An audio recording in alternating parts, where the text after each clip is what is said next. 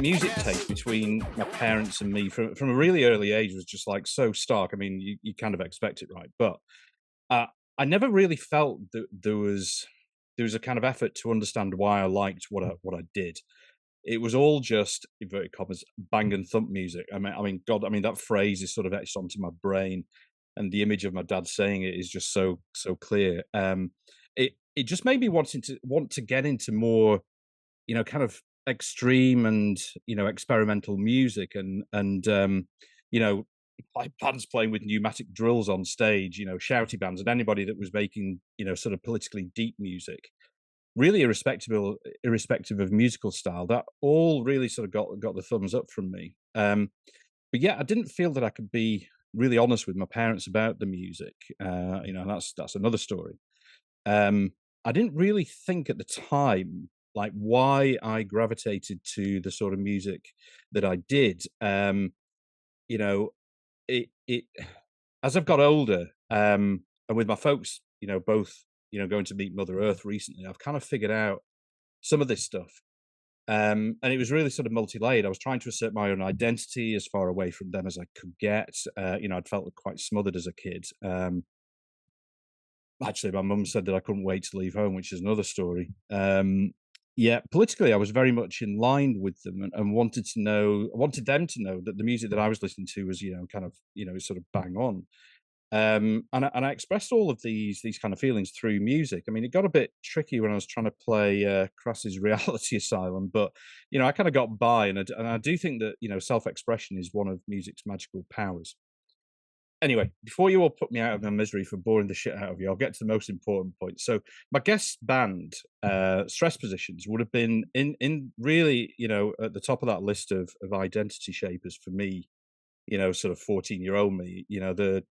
For me, they're hands down the most potent, important band right now, and they'll really sort of pulverize you. Well, they pulverize me anyway with their musical and lyrical ferocity like no other.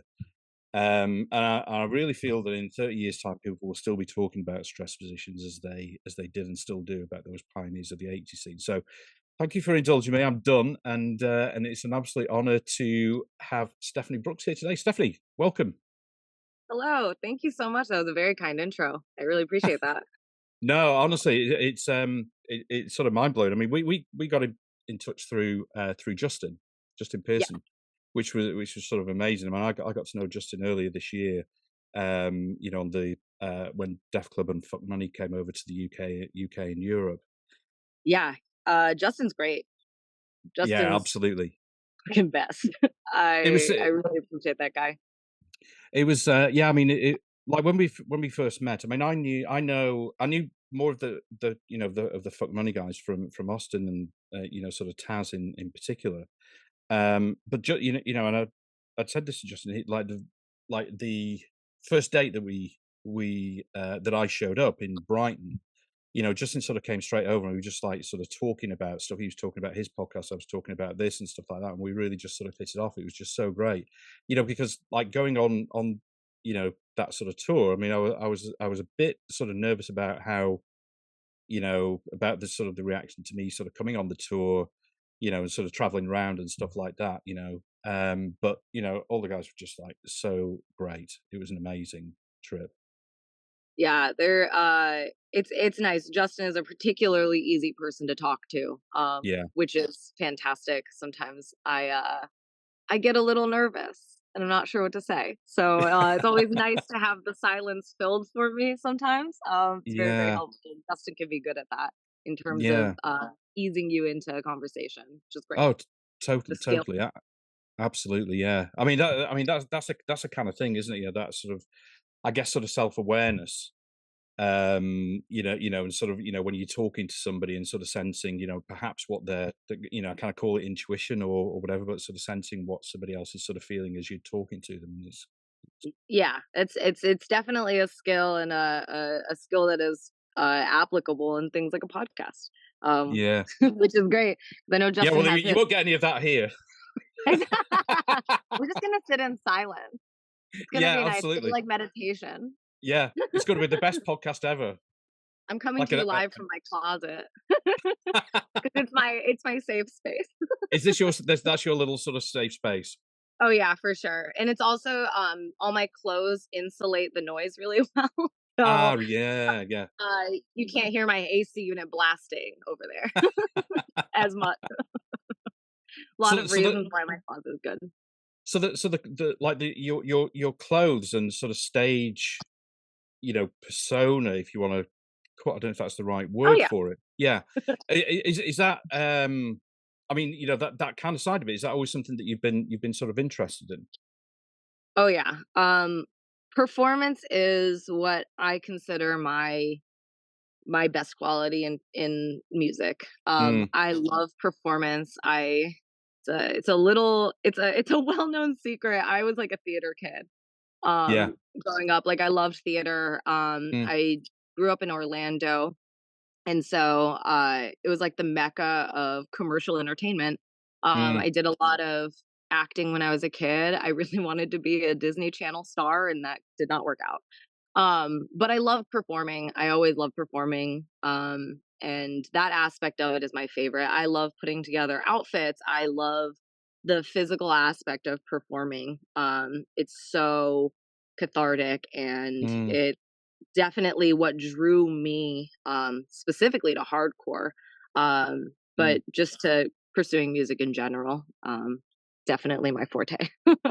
I remember, I've said this a couple of times, but I remember reading an interview with, Karen O, and she was saying that, I mean, kinda like the boost sort of helped, she said, but it's almost like she had sort of 2 separate personas, the sort of the stage, with the really sort of big outfits, really sort of, I think it was Christian Joy, wasn't it? That was who was her designer. And and Yeah. and yeah, off stage, like really, really kind of quiet, very sort of socially awkward. And but the once on stage, with almost like with the clothes on, that those sort of costumes on, it was like that was a different kettle of fish. Yeah, it definitely I think that the power of, a really good outfit can change, like, your ability to kind of take yourself out of I mean, I do yap, don't get me wrong. When in my life, I can talk and I can yap at people. So there's not, like, a huge distinction between the 2, but I think that once you get on stage and, especially for me, I love fashion. It's always been my favorite. I'm a huge thrifter. I Mm, I I love putting things together. I like putting together combinations that I wouldn't expect to. But when you put something on, it feels powerful. It does mm, feel like, not necessarily like a character. It's not a different person, but it's such a overwhelmingly large part of you. It's like it's you person, much larger. yeah. I think it's really sort of interesting that, and also that I don't know if you sort of feel. So I remember where I'm coming from. I was talking to a musician a couple of years ago, and I remember him saying that he was much more comfortable performing in front of a kind of big crowd, like I don't know, like 1,000, 2,000, but put him in a small venue, and he went to pieces. Just like, I can't Yeah. fucking do it. This is like, there's all these people like right in my face. I can't do it.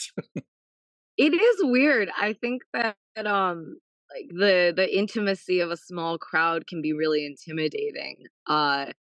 You know, I definitely feel that. I agree. I think that when Mm, I play to smaller crowds, I feel like I'm being watched a little more closely, yeah, and yeah, people are physically closer to you, so I'm more worried about, like, how I'm perceived, and also, like, there's also little things, that especially post, COVID, I love doing the, like, wrestling fucking spit in the air thing. It's like yeah, it's so silly. I yeah, love it. I think it's so fun, but also sometimes spatially, I'm like, this isn't the place to do it. yeah, I can't be like, and then I'll turn around, and I'll spit on our drummer Jono yeah. Be like, instead. oh, sorry.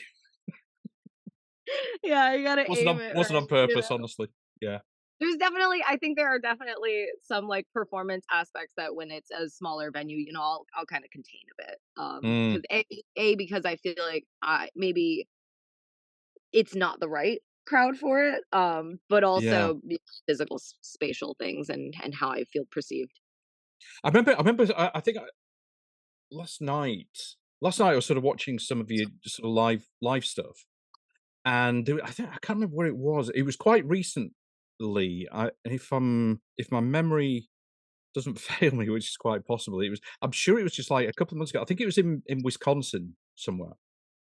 It was Ooh, really small. It was almost like in a it was hard to tell, but it was very small, and it looked like it was in some sort of like a boiler room or something like that. It was really oh, yeah, the oh, basement show we had in Milwaukee. Milwaukee, yeah. Yeah, yeah, I was like, that "Wow, was that is fun. wild. That is so wild," you know? That was really fun. The person who lived in that house, like, banged their head up against the ceiling mad hard and was bleeding and was Oh, still going fucking hard in that pit. It was great. It was awesome to see. That was a really fun one. I do love playing there is also something walking back what I said, when it's a small show in a really intimate space, then I feel very comfortable. When yes, it's in, yeah, like, basement shows and when it's really close up and everyone's really excited about it and it feels like friends and family, yeah. whether they really are or not, when it feels that way, that's also when you unlock, like, a performance that is just really, really fun. It's that in between space that's weird. Yeah, I guess where you get those sort of venue sizes and perhaps there's not as many people there and Yeah, and you there's try a to push distance. through it, but it feels kinda weird and yeah. So I mean, if it's okay, well, you know, to kind of talk about about your childhood and sort of, formative I mean, you mentioned you grew up in Orlando, but, like, those sort of formative influences, things that, you remember as, kind of standout things that have, I guess, sort of helped shape who you are. Yeah, well, I grew up in Orlando, but my dad was in the Navy, when I was a kid, so we moved around quite a bit. Mm, Um, the earliest place I remember living was Bremerton, Washington. My dad was stationed at the base there, mm, and my mom is also a vocalist, she's a singer, and she was very young when she had my brother, she was mm, 19, I think when she had me, she might have been 21 or 22. mm. Um, so she was still developing her own personality, Yeah, like, alongside yeah. us. And by the time we were in Washington, I was, like, 5, I think. My mom wanted to pursue music, so, she joined a band, um, and I think because of where she was and because of the times, it was 98, 97, 98. Mm, um grunge and alternative rock were huge. And so yeah. my mom wanted to pursue alternative rock. She has a really nice like mezzo soprano type of Mm, voice. Um, she can growl. She was so influenced by like Alanis Morissette, No Doubt, Breeders, Garbage. These were my mom's like standout bands, and that was a huge influence on me yeah. as a young person. I remember a few times, my mom would have practice in our little space, like, she held the practice, which was great, and she would pull up a chair for me to stand on to, like, sing some of these songs, um, and I remember very young, one of my favorite songs to sing was this Letters to Cleo song, Mm, called Here and Now, and I liked it because it was so fucking wordy, yeah. and that also has, like I'm a wordy lyricist, like, I can't help it, I am not good at editing. I, for some reason, think I don't need to breathe. I don't know why I think that, but I do, and I will overwrite the hell out of lyrics, and I think that was when I found that method, when I heard what it sounded like, it was so impressive to me. Yeah, I was like, "This is so cool." Um, but yeah, I mean, I have footage of me as a kid, singing with my mom's band and screaming Alanis Morissette in really inappropriate lyrics for a child, but really funny because like, I had no idea what I was saying.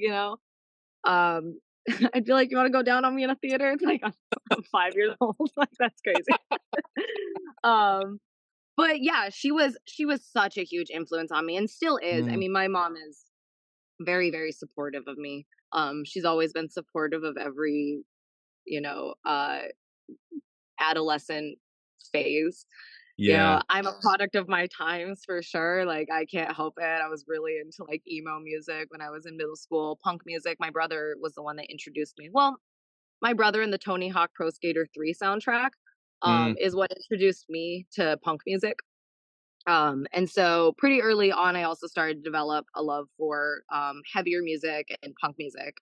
mm, But my mom is still my biggest influence, and she was wow, like a ballad girl, so I'm like a huge, Celine Dion fan. I yeah. love Etta James, Whitney Houston, all of these incredible vocalists, are very much a part of uh, the things that shaped me. It's really interesting, like, sort of thinking about, so I so I when I was about 8, I started playing the cello, so I was, like, kinda classically trained. That was sort of my thing, and I kinda did all my exams and stuff, and then, sort of packed it in when I was about 16 or 17, I think. I think I got my last exam 16, then packed it in when I was 17, and I was sort of finding it difficult to, because I'm basically like the music that I listened to was nothing like that. Absolutely nothing like it. It was like the Ramones, it was Bad Brains, it was Husker Du, Yeah. that sort of stuff. And I just, like, when I was a kid, I didn't want to stand out from the crowd. I just wanted to be there. Just get on with my shit, and that was it. Lumping a massive cello around, just like, but I couldn't do Just anything, it's asking for it. like, because also, because I'm an only child, and I just like, um, you know I always felt like the spotlight was on me, and I didn't feel, I didn't feel like I could, for a long time, say, I don't wanna do this anymore, because I know it would have let people down and blah, blah, blah, which it did in the end, but I gave it up. It's the sad thing. But yeah, but and when but my music was sort of, my music taste was sort of, I think, looking back, it was sort of quite blinkered for a good few years. That it was just like sort of straight down, kind of like hardcore stuff. And then, but I always had like little bits of, what I thought of then as guilty pleasures, and things like that. But then I think it was really like Public Enemy when I started to really kind of get my head turned that there was other stuff out there that I could be listening to and stuff like that. But it's interesting that you sort of like have you know, the hardcore stuff plus the Celine Dion, and you got Ella James, you had quite a wide sort of taste anyway. Yeah, I definitely I got into hardcore really because of my friends. So all Mm, of us are from Orlando. Um, mm, I've known Ben and Jono for about 10 years or so mm, now. A little over 10 years between the two of them. And our bass player Russell, I actually didn't know from Orlando, but we did live there at the same time. And we have yeah. all of our friends in common. I didn't meet him until I moved here. I mean, I'm sure I served him at a restaurant, or I'm sure I ran into him at a show plenty of times, but we were not aware of each other. Yeah. Uh, but I got into hardcore really from going to shows. I moved to Mm, Orlando. I'm from Deltona, which is like a suburb outside of Orlando. mm, Um, and when I was 18, I graduated and I moved to Orlando, and their punk scene was so incredible. It was the first time that I had been to like punk shows, and hardcore shows. mm, And at such a at such a formative young age, it was my first time away. mm, I lived behind this punk house with all these very cool kids, and very, very nice to me. I was like, for some reason, they're very nice to me. Um, because I felt like a loser.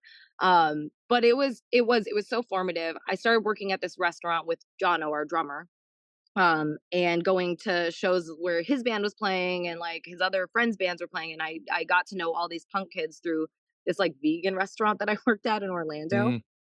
And that's really what got me into it. I mean, I was listening when I was a kid, and when I my brother was going through his like punk phase. I mean, I listened to Black Flag, I listened to Gorilla Biscuits, Ramones, Sex Pistols, all of the kind of introductory Yeah, yeah. um punk music. Mm, But I think that when I actually went to a show and I saw these like insane performances of these people just rolling around on the ground and looking demonic as fuck. Like it was so cool to see. And it yeah, was such a different kind of release to watch on stage that I had never really seen before. yeah, Or had any. So that's what got me into hardcore. And then over time, I developed a deeper interest and a deeper taste in hardcore, to where I am now, where I still feel like I'm yeah. still in the intermediate entry level of what hardcore is. I mean, as much as I play it and as much as I love it and as much as I love the bands that we play with, and I do, I still feel like I'm like a Do you? little bit of like Wow. a gentle poser. A gentle pose. Wow, that's it. That's incredible. That. I mean, I was going to say ask what it was like, kind of growing up there, and you know, what sort of influenced your, kind of politics, your kind of like sort of, you know, social outlook, and sort of things like that. And because as I understand it, kind of like Orlando and Florida in general is very conservative. Yeah, I mean, maybe that's a that polite way of putting it. I don't know. no, you're not wrong. You're correct. Yeah. That is a very polite way to put it. Well, that actually is the one thing that I've always felt a kinship with Mm, punk, and I think that while my musical tastes and the ways that I express those were very different, my politics have always aligned. With yeah, leftist theories in punk music. yeah, I developed them better, as I got older and I understood where that was coming from. yeah, But I always had an interest in world history, in geopolitics. I always had an interest in ways that we can apply empathy to society and all of these things that are the cornerstone of punk music. yeah. um, One of my favorite artists and someone who got me more involved in, like, activist work, is an artist. His name is Bamboo. He's a hip hop artist out of, well, he used to be out of LA, but I think now he lives in Oakland. Mm, Um, he's like, he's homies with, God, oh my God, his name is escaping me. Run the Jewels, Killer Mike. oh, yeah, Um, yeah, yeah, he's like Killer Mike adjacent, in terms of using music as, political tool. yeah, Um, and his entire discography and his whole label that he runs, Beat Rock Music, was such an incredible influence on me in terms of seeing, from more than just a hardcore punk perspective, how you can use music as a tool for teaching, as a tool for activism, outreach. Uh, he's a fantastic artist and a really incredible person. mm, And I think that his ability to make not only like,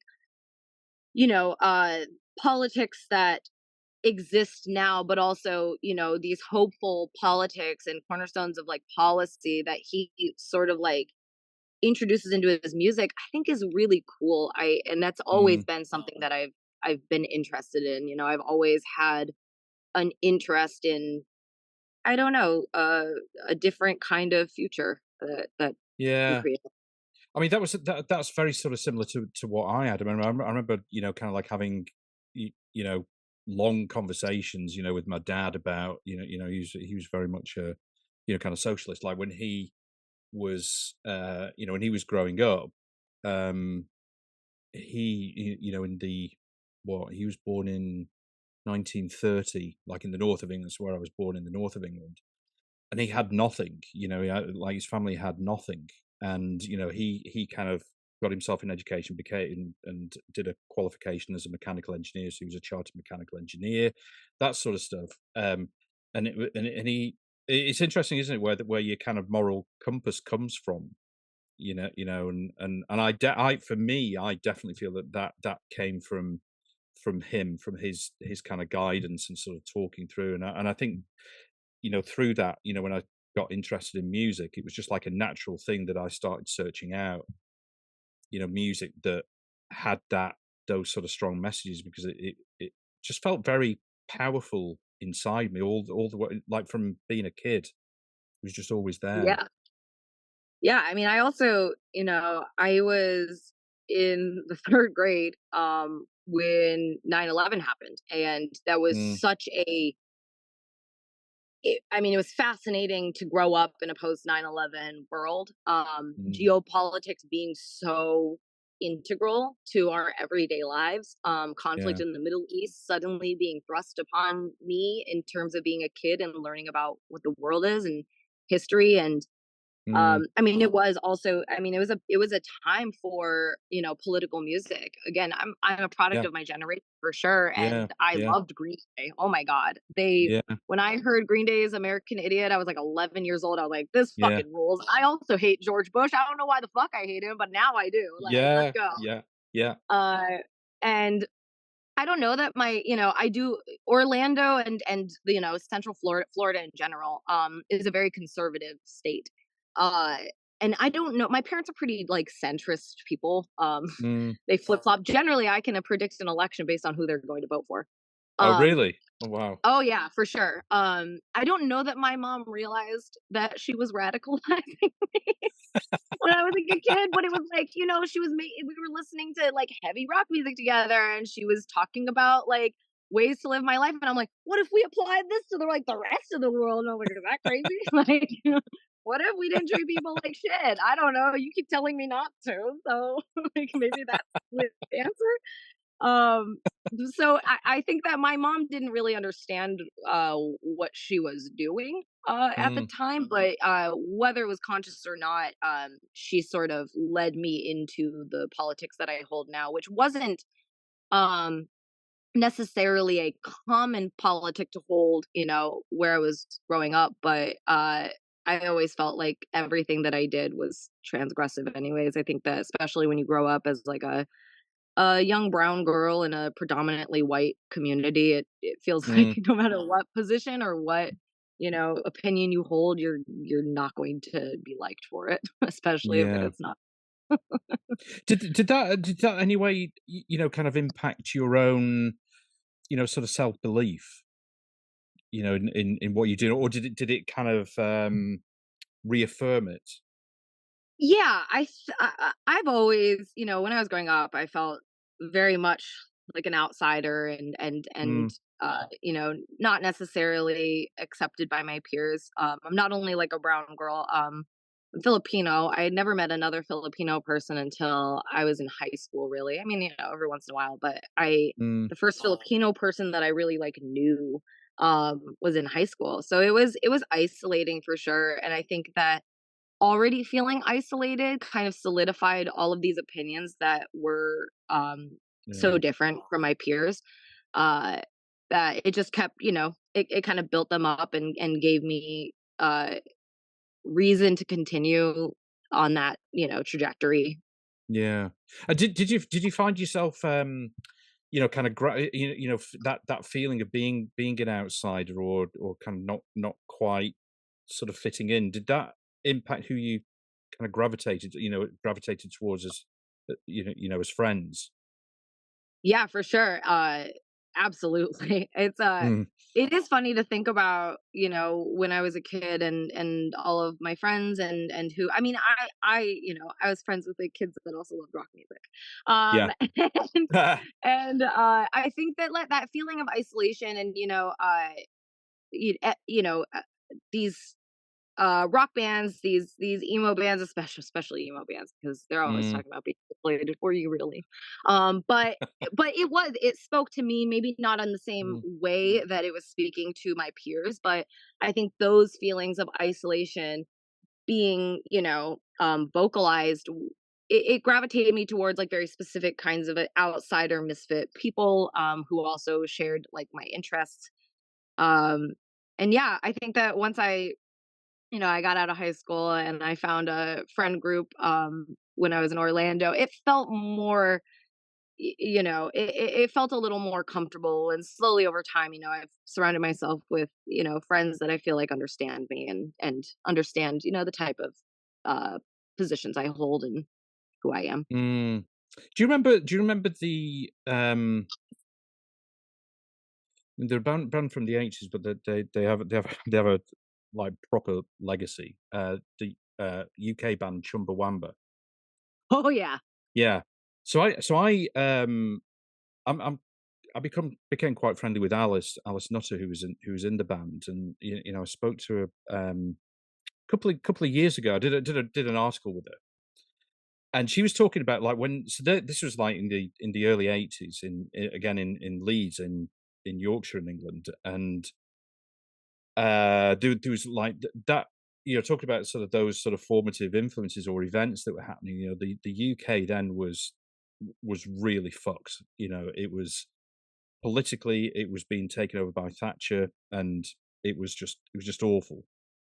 And they were this they all this band lived together. They were, like, kind of, any one time, sort of 10 or 12 of them living together. But she was talking about, they all ate together, they shared everything. Any money that they made sort of went there was it just went into the sort of the communal pot.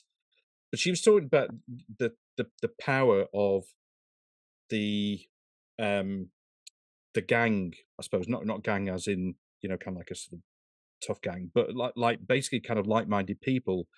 She said that was so powerful. It's really hard to sort of put into words about how strong that made you feel when you felt like you'd found your people. Yeah, it's common among families to live generationally, right? Like to keep Mm, living in the same house together generationally for a lot of reasons. A lot of, people with lower income will do it out of necessity. mm, Um, and I think that when you don't have that, within your family, I did not. My parents moved away. All the rest of my family lives. My mom's side, she's like white American. They all live in Michigan. mm, Most of them live in Michigan and around the United States. My dad's family, almost all of them, still live in the Philippines. mm, Um, so I didn't really have that option to kind of take advantage of things like generational wealth or yeah, communal, living. yeah, Um, and then, when I was introduced to the concept of a punk house, I was like, "Oh shit, it's the same thing." yeah, But, for young adults who also might not have that option, and who share the same politics. Right now I'm living in what I like to refer to as an elder punk house. yeah, There 2, 3, 4, 5. There's 6 of us here. Um, and our median age used to be like 27, now it's like 33. Um, but I mean, it's nice because a lot of the our access to things has been made easier because we're sharing a lot of stuff, and mm, I think there is a huge power in being collective and living collectively. It's certainly helped me and it helps me to be, a touring musician for sure. mm, I split my bills with everyone equally. I have access to more space than I would have if I was living alone. We have access to like a garage and a backyard and yeah. all of these things, which especially in Chicago are really sought after. Really Um, sauce, yeah, yeah. and the only reason I can do that is because I'm sharing space with so many other people. Mm, Um, and I think that I mean, it's such a cornerstone of music, right? It's a huge part generally of musicians who, especially musicians who are part of, you know, more outlier genres of music. It's mm, important for us to be able to do this. It's not free mm, by any means. We're not making money yeah, doing any of this. So we have to sort of develop our lives in very specific ways if we want to pursue that. And this is just one way that makes me able to live that life. And also, it's nice to be surrounded, knowing that like the people that I'm sharing space with and living communally also share, my Yeah. sort of ideals and my ethos, if you will. Yeah, I mean, I think that's, I mean, that's really, I think that that's quite a quite a powerful story about, about, when you see so much of the opposite happening about people, always, kind of,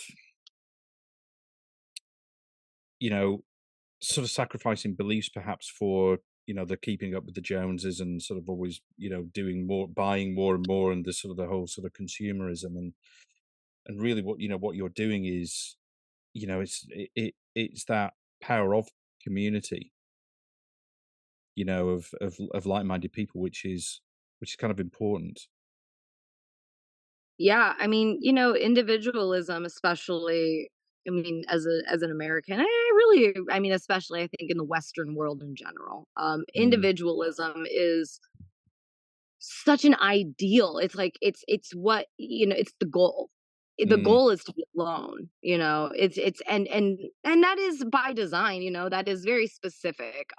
Like the modern American family was designed in a very specific way, mm, um, for a lot of reasons. Whether and I think that there were conscious efforts to do that. I also think it's just a way that people naturally move towards.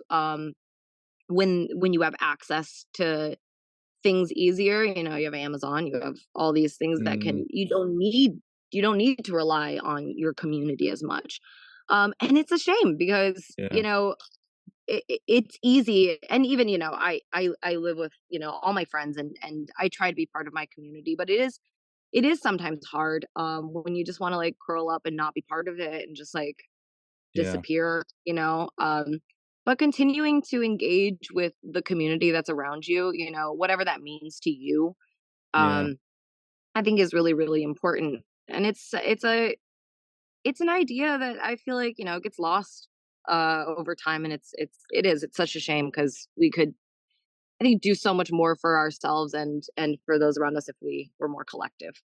I don't think I agree with you, and I don't think it's, because I think when you have these sort of, I don't know if you want to call them community events, or whatever, kind of community gatherings and things like that, people have such a good time, and there's almost like that, because we just sort of faced with this sort of barrage of shit that happens online, and that it can feel overwhelming that that's the only way that we communicate these days. Yet when you go out and we live in a big sort of community area here, and kind of, when you spend time there, it's great. There are so many people that, you know kind of share the same sort of outlook, and things like that. If you just spend time and talk, and actually sort of talk and listen, and it's almost like we've sort of become conditioned in a way to not do that, or at least when that happens, to then sort of shrink away. Even though you've had a good time, it's like, well, let's do it again. It's like, maybe apathy. Yeah, I gotta work. Yeah, I've got to work. I've got to do Yeah, something it, else. Yeah, it maybe another time. yeah, and it is, and I think that the ways that I apply all of my all the ways that I intend to be a good and empathetic person in this world. Yeah, It constantly varies. My good deed of the day could be washing my roommate's dish yeah, without yeah, being and trying to keep, like my life and my friends' lives easier. mm, I am the mother of this house, whether I want to be or not sometimes. And and I sort of, it's like a sick enjoyment of taking care of the people around me, sometimes to my own detriment. But I like it. I like taking yeah, care of people. I think it's just in my DNA to be a caretaker, yeah, and to make sure that, like, I can take it. I'm fine. Like, I'll always be good. If you mm, need me, like, I'm here. Like, that's sort of who I am, and my strength as a person in this world is that, like, I'm pretty unbothered. yeah, yeah. I'm like clinically unbothered, often. Which is great because I love all of my beautiful mentally ill friends. Like Yeah. they are the people in my life that I care so much about, and Mm, I am very willing to, to hold that, and it's something that like you know, I find rewarding in its way, to use my, my strength in ways that I can. I think that's mm. important personally. I'm definitely I'm definitely gonna try and keep those 2 words, clinically unbothered. I'm gonna strive for those. That's fucking It's awesome. it's when you sent me that email, there was a phrase that I had never heard that I really liked, which was critical ignoring. Yeah, yeah, yeah, yeah, And God, I feel that. Like that you have to, right? Like it's a term that I after I looked up, I was like, yeah, absolutely. Like this is so yeah. applicable to modern existence. You know, you are Existence, yeah, inundated constantly with information and you're inundated with so many things, and my own personal life, I'm just constantly going. I yeah, work I work 5 days a week, and then I go to practice, and I have dentist appointments, and I have yeah. all kinds of shit in my life that is Life so admin. constant. Yeah, life, it Yeah, sucks. Gotta yeah, get a root canal soon. It's horrible, but it is so important to kind of find balance because no matter what, I mean, and I learned this very early on, doing activist work and outreach work, that if you go so hard that you burn yourself out, you're just gonna become useless to mm, whatever movement you're trying to yeah, help anyway. yeah, Um, and I think that the critical ignoring, is so important if you are going to continue, um, to be part of or to uplift or to involve yourself in yeah, activist work, in music, in community, and outreach, and anything that you find important. If it is exhausting, and a lot of this stuff it's emotionally taxing, it yeah, sucks to hear, about tragedies happening around the world all the time. It doesn't feel good, but mm, there is, if you have that need that you need to say things and you need to make people aware of these things, then you have to force yourself to, ignore some things and to yeah. take moments and I agree that I sit mean, by. especially, as you describe yourself as a, kind of caregiver or somebody who, by nature, you kind of look after people or you have empathy for other people, what they're kind of going through. And I'm similar to that. I've had that, and I'm sure I get that from, from my mum. She was that too much like that, I think. Where it was almost like she looked after everybody else apart from herself. She was very much the last in the line, and it didn't help her, didn't sort of help her health. But um yeah, and I think, and that's when, sort of pre-social media, when everything is in your face now. It's like it's hard, it's hard line, isn't it? Of trying to ignore, but not ignore, if that makes sense. Being aware, but not letting it completely subsume you. Yeah, you can only absorb so much, Mm, and also, like I think that especially, in the age of constant access to video, mm, it makes mm. it even harder, Harder. to consume things, and it also, Mm, morally, you want to balance, knowing and being aware of these things without feeling as though you're consuming something that is ultimately exploitative, right? Like yeah, that's the yeah, huge that's like a huge debate, about things like showing video of killings, whether it's, overseas or on our own soil, if it's police yeah, brutality, if it's, you know really, you shouldn't have to see it to yeah, feel that. You should be able to hear that happened, and you don't have to watch it. it should affect you immediately, Yeah. but sometimes it doesn't, and it's so, and even sometimes, you can have video proof and no one's going to care or believe it, and they're going Yeah. to, it's tough, and Yeah. yeah, it is imperative, I think, for a person to find balance. And for me, I try my best to stay informed. I prefer listening to things. I'll listen to the news. I think that that's my preferred method. But Mm. I scroll like everybody else, and Yeah. sometimes something comes on my feed, and I'm just like, oh, didn't need to see that. Like, that's horrible. It's Yeah. real. It's happening. I know it's happening. It is sad. So, I mean, there's a huge debate amongst, whether showing these things is helpful or hurtful, whether it's Yeah. exploitative, whether it's just journalism. Yeah. Um, and I understand that because I don't personally feel like I need to see something in order to believe that it is Yeah. happening. I don't need to see gore and violence to believe that that is real, because I Yeah. absolutely believe that that is a very real thing that happens every day.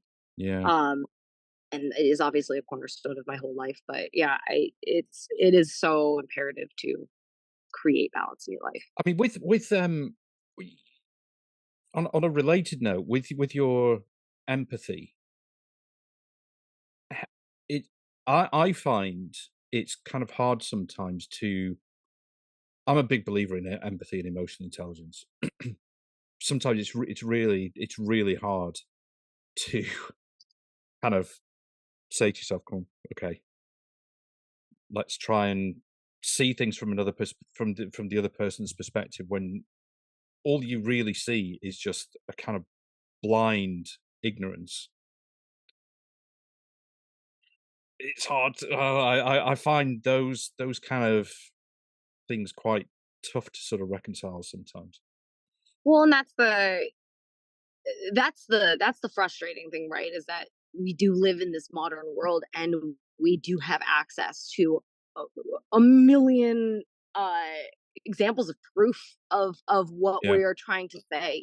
yeah, There are so many videos that prove the intention right yeah, now in Palestine, yeah, and it doesn't matter. It mm, doesn't matter to some people because, I mean, propaganda is going to inundate you with this, like, shield, like, you're not, it doesn't matter, or, it's justified because, or, mm, and that sort of roundabout way of thinking about things, it's almost more frustrating now that, we live in the world that we do, and we have social media, and we have access to these fucking cameras on our phones. yeah, It can feel so much more frustrating because yeah. the proof is right there. Like, there's no debating it, but there apparently is. There is lots of debate. There's so Yes, much debate. there is, It's isn't there? it's Yeah. it's actually absurd how much debate there is. Mm, But yeah, it can definitely be even more frustrating. And when someone is, and I can understand propaganda. It's not like I don't understand how you can become a victim of propaganda. I get that. That I yeah, understand in terms of, like, how you got there. It's just like, yeah, really? Like, you can't take yourself out of that, because I mm, mean, I took the DARE program. I thought drugs were bad. yeah, Like, I've been inundated with propaganda since I was born, mm, I was a young kid in America. But I think that when you sit down and you critically pull apart the things that, any belief that you hold, and I think it's important to always pull apart your beliefs. It is important to always challenge your own ideology, and say, why am I standing for this? what yes, is what is it that made me stand for this? It's I think really important, and something people don't do as often as I think people should. how do you, I mean, not just necessarily on when it comes to politics, but also in, let's say, in music or just sort of generally in life. How do you sort of respond to, people who sort of challenge your point of point of view? Sometimes not as well as I would like, Me too. honestly. I'm like, "Oh, I Um, didn't handle that well." yeah, well, I it's tough because, I recently had a bit of a disagreement with one of my friends about what's happening in Palestine. And mm, it was hard because I've known this person for a very long time. You know, I know they're a good person. yeah, I do. I really do. I know in their everyday life, they are very similar to me. They're a caregiver, they care about the people around them, they are mm, loving and kind, but they've been inundated with propaganda, and I'm sure they feel the exact same about me. I am yeah, certain that that is true. mm, Um, and it was tough. It still is. We're kind of in a weird spot where we're not really sure what to say to each other. yeah. Um, it's hard it's harder when it's interpersonal, it's harder when it's people that, you thought aligned with you, Aligned with you. Yeah. and, what's happening right now in Palestine is a particularly, it's it's a particularly, com when I say complex, I don't want it to be interpreted as if I'm saying that the actual conflict is Yeah. complex, because I don't think it's that complex, but Yeah. I get you. I Yeah. think that what is interesting and complex about it is that leftist spheres in this world are aligning with Israel pretty consistently. We've just had, we're going on tour in Europe, and we've had a couple of instances of needing to adjust our routing in our venues because these places that are like leftist are, you know, actively and openly supporting a, a nation state, which is weird. It's Is it? weird because it's so antithetical to leftist politics, and it's so antithetical to something that you would assume, but I don't know necessarily, how the people that I know, got so Mm, involved um in propaganda, mm, but it does make it tough because, you know, it's not so concrete. It's not a conservative value that they think they're yeah. holding. What I mean? So that can make kind of navigating that interpersonal and that conflict It's very much more challenging. difficult. I Yeah, much more completely agree with challenging. you. Completely agree with you. If you've got I've Alex Jones agreeing with you, that's one thing. But like, if people that you respect are disagreeing, that's like, oh God. it's really hard, isn't it? I completely agree with you on that. I find it really, I can't work it out why and how it kind of got to this. And it's been it's been like this for, I would say, or at least I've noticed it for probably 10 years, Yeah. maybe longer. I You, don't know, but I'd say sort of 10 years where the the differences. Like I remember there was there was a debate. It was on TV. It was like from 1970, and uh, it was James Baldwin and Nikki Giovanni. They were on a debate on TV, and it was one of the most respectful debates from two people who had different viewpoints on certain issues, very different viewpoints on certain issues, mainly around sort of feminism. I would say, but the whole debate was really respectful, and I just thought, take that forward to now, you would not get that. It would just not happen. It would be immediately like anger, angst, kind of, and no willingness whatsoever to accept any sort of other, the other person's perspective. It's a real tough one. yeah, it is. And you can see the values that people hold kind of evolve with politics that surround them, right? Like, I Mm, think that our current political landscape in the US is very indicative of how we are as a society, mm, and the direction that we've moved into as a society. I mean, this is such a weird election. My yeah, God, this has been yeah, a weird and I mean, American politics and the power of voting for a president is highly debatable. yeah, Um, but I think it's undeniable the power that it has socially over people. mm, There are people that really feel strongly about, who they're going to vote for as president and who they back as a president. Because while the president can be, a talking head, Mm, they do hold a lot of power, and especially in the United States and especially in a modern age, ever since mm, uh who uh who expanded presidential power. I can't remember if it was Nixon or Reagan, but during one of those administrations, mm, um, like uh, the role of the United States president was kind of expanded. And in this past, in the 2016 election and in Donald Trump's presidency, obviously the mm, intention also to expand the power of the Oval Office and the power yeah, of the president. And I don't know, it's interesting to kind of see how I think that sort of again that rampant individualism can shape American politics, and how American politics can shape rampant individualism, and it's just like a cyclical, you yeah. know. Um but yeah, it's I don't know, it's fascinating right It's a now. mindfuck of an election, this one for Yeah, sure for is. sure. It's horrible and miserable to look at, but it's What's it's there. what sort of how much do you just to think about something different? How much does instinct your instinct or intuition sort of what sort of role does that play for you in your in your life? Um Ooh, that's a good question.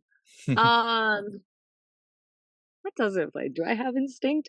No, I think it plays. I mean, I every day, my instincts, I think kind of drive what I do. I work in the service industry. That's Mm, you gotta. It's a fast paced job. It's always fast paced, and I think that yeah. you're constantly having to use, especially when you're dealing with people and you're trying to be interpersonal and you have to deal with conflict. And I think Mm, that mm, taking those instincts on, what sort of response a person will have to, however you phrase something. yeah. So it's very applicable at work. I think that it's been super applicable in my role in music too, because I didn't do music for like a while. I mean, when I was 18, I joined my first band, and that was Yeah. fun, and it kind of taught me the sort of, foundation of what being in a band was, and most importantly, I think that that band taught me how to be kind within a music scene. Right. Um, I learned very early on, don't leave the fucking show. You are there till the end. That is like the most polite thing that you can do, is to stay until the end, and I would have to. Like, Yeah. it Yeah. was like not a it was like they were like, those guys were so nice and such good people. And the band was fun. I had a lot of fun in that band. But I think they taught me, a lot about what it meant to be in music and to be Mm, kind to the people musically around you. And then after that, I did like a recording project for a while that was kind of like a sort of bedroom pop, like, dreamy, very pretty. mm, And that was really fun. But I stopped doing music for a while after that, because I didn't want to join something that felt forced. right. And so I stayed out of pursuing music when I moved here to Chicago in 2017. Um, I didn't, like, actively try to pursue music for a very long time. I did a couple little projects with friends, but nothing major. And I trusted my instinct to know when, like, something was offered, to take it or not, or Got to, you. Yeah. Mm, to do it. And I think that my instincts were very helpful in turning down certain projects, mm, and in accepting the ones that I did. And now, I'm so glad that I did not force a musical project for a lot of reasons. The biggest being that, like, interpersonally within this band, it's been so easy, and yeah. it's been so nice because I already know everybody. Um, But yeah, that the instinct to say no and the instinct to say yes, I think especially when it comes to musical projects, especially as like a vocalist, because and I have such a large range Yeah. that I've been offered projects that are, so widely varied. Um that to say no and to wait, until, this opportunity came up, I think was really I trusted my instinct on that, and I'm glad it paid off. Mm. I think I mean, yeah, I agree with you. I mean, I've sort of had this, I guess I had this feeling that I needed to I used to have this sort of tension where I my instinct was sort of calling to me, or my intuition. But then I would also have this thing about analyzing things and sort of like, "Ooh, what if, well, if I do that, what about this?" And, kind of like thinking of permutations and all that kind of stuff. And, if you're not careful, if you get it, you can get into such a tangle with it, of like not actually doing anything because you're too wrapped up in, "Oh, I don't know what about that," stuff like that. Oh, yeah. I've got a ton better now, and I rely on my instinct so much more. I mean, I wouldn't say exclusively, but so much more when things don't feel right, or when they do, kind of go with it. Because I also I find that so many times the percentage of times that when I trust my instinct that it's right, it usually is. Just an Yeah, innate and thing almost, isn't it? yeah, you get older and, you sort of hone that instinct from mistakes. Yeah. Yes. Yes. From Exactly. and that sort of builds up your ability to know immediately, that this is not for me, or Yeah. yes, like, these are my people, like, let's fucking go. Like, I would love to do that. So Definitely the comes with age. well, yeah. Yeah. I mean, yeah. I think I've got way too many years of sort of experience of that, of fucking it up. But no, For it's, sure. the other thing, the other interesting thing is how, like, with age and sort of instinct, and how you like adapt to sort of risky situations, or how you deal with risk. It's like, oh, I'm not sure about that. And I think it, like, for me, like in some parts of my life, I definitely get more risk averse as I get older. But in other things, I kind of get more kind of cavalier, and it's like, I wouldn't have done that 30 years ago. Why are you doing it now, old man? I feel that, I think that my ability to feel humiliated has definitely subsided a bit. I think that my Yeah. fear of embarrassment Mm, has definitely over time, when you take a risk and you feel like it didn't pay off, I'm much less broken by that now. Because, I also think that me as a musician, and particularly still, even being in this band for as long as I have, and in feeling very comfortable with my friends that are in it with me, and with the mm, community that I've met through it. I think there are still feelings sometimes that I'm a bit of an outsider, and my mm, performance is I love to be antithetical to the thing that I'm doing so much. It's like I I enjoy so much being something that is like, my vocals are hardcore, everything that I do, all the politics that I hold, it is all yeah, so aligned with hardcore music. But mm, me as a person, I am not. And I find such joy in those things. I find joy mm, in putting glittery shit on, and making it more glamorous, yeah, kind of injecting it with my own personality quite a bit. mm, And there are times when I feel, I a huge part of my performance is I grew up a dancer too. mm, I was a dancer for many, many years, and physically, the way that I move on stage, I see a lot of I can, like, see my dance instructors, like, telling me certain things, because the yeah, way that I move is extremely, liquid, and a lot of yeah, the, things that I hold are dance, and modern dance and everything, and I find that sometimes it's not the crowd that necessarily, like, is like, "Fuck yeah," like, "Shake your ass," like, "Let's fucking go." And those are definitely times where I'm like, "Oh, maybe this wasn't the one," but it's just not as soul crushing as it used to be when I was younger, I'm more willing to look like an idiot than I used to be. yeah. Well, yeah. I mean, I went through like a large part of my life, like really, like worrying about what people thought, and it got like debilitating sometimes.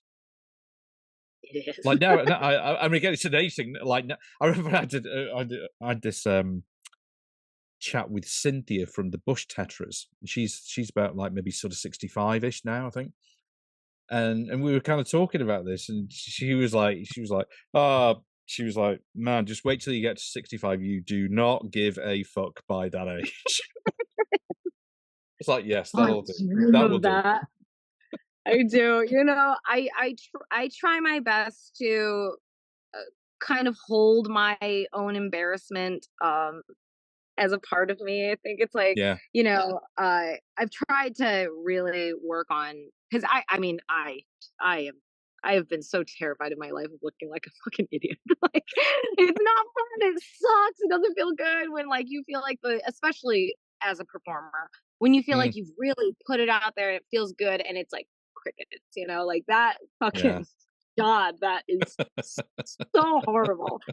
But I've learned to know that like, the people that understand the reason why I'm doing what I'm doing, and my performance is very, very intentional in the way that I like to perform, and the way the sort of, the character that I've created on stage, this persona, it's very intentional. Like Mm, it is political. Like the whole performance is meant to be, a statement. yeah.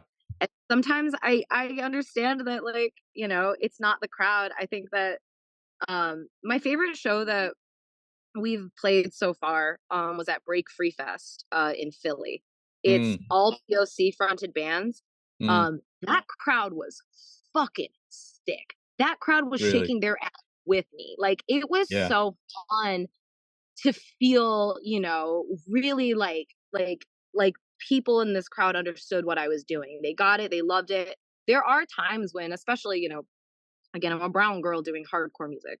Mm, It's a lot of white guys, and it's a lot of yeah. white guys standing in corners with their arms crossed. Arms And folded. Yeah, yeah, yeah. listen, I love white guys in the corner crossing their arms. I do. I think that they are so part of the scene. It's so important to have them there. But there are times when, after performance, I'm like, maybe that wasn't like maybe, Yeah. they're not my people. Maybe they don't get it. Mm. But I've realized, the people that get it are gonna get it, and the people that don't aren't, and maybe they don't like my band, and maybe they don't like me. But Well, and the thing is, I mean, you can't. This is like you kind of brain. I mean, you can't affect people. You can't. If they're going to like you, they're going to like you. If they're not, fine, they're not going to like you. And you can't force that, can you? It's kind of you carry on doing what you're doing. That's the thing. It's hard sometimes telling your brain that's what you need to do, but yeah, but but sometimes you do. it kind of is. Yeah, it's again, definitely as I've gotten older, the embarrassment of you know not being part of the thing. Too, I also I really believe this, and I wrote a song that's on our record that is going to be coming out. Um and one of my favorite lines that I wrote um was, I get off on putting myself where I don't belong, and that's so Yeah. true. I Right. Yeah. Yeah. really Great line. and well, and especially because, the point of hardcore is to be transgressive, and it is to be it is to be antithetical, and I think that sort of placing myself in a genre that is so largely dominated by white men, like, Yeah. I find joy in that. I do. Yeah. Yeah.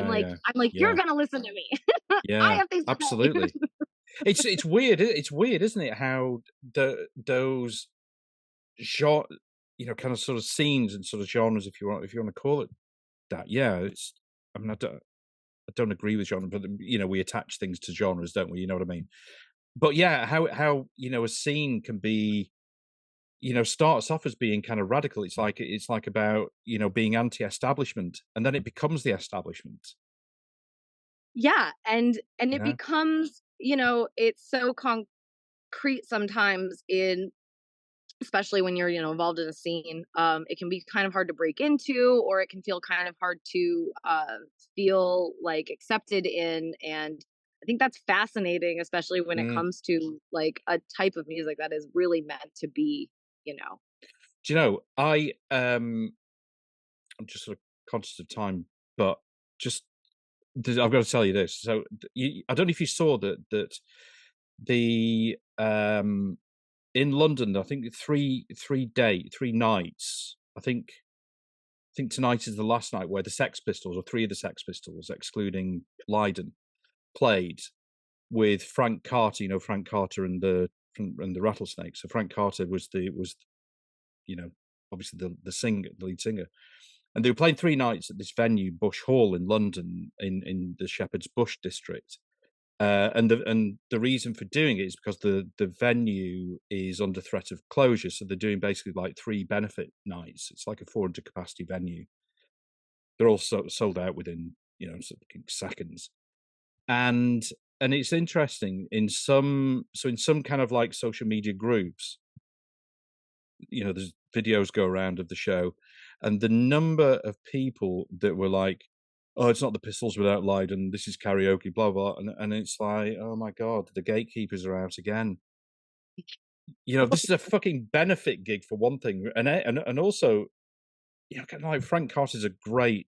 I really love him, and he's a great front person. And some of the comments were just like so fucking. I was like, oh my god, go outside. Go yeah. feel the sun on your skin. Like, Yes. it's okay. Yeah, exactly. It's crazy.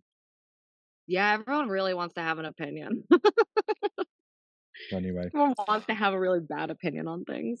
If there's anything in this world that is concrete, it's that. so quickly, so you've got a European tour coming up, and like new music. Did you say new music as well? That's Yeah, we have a recording. We're just figuring out when and how we're releasing it. yeah, amazing. Yeah, which I'm really excited. This is our first two records that we did.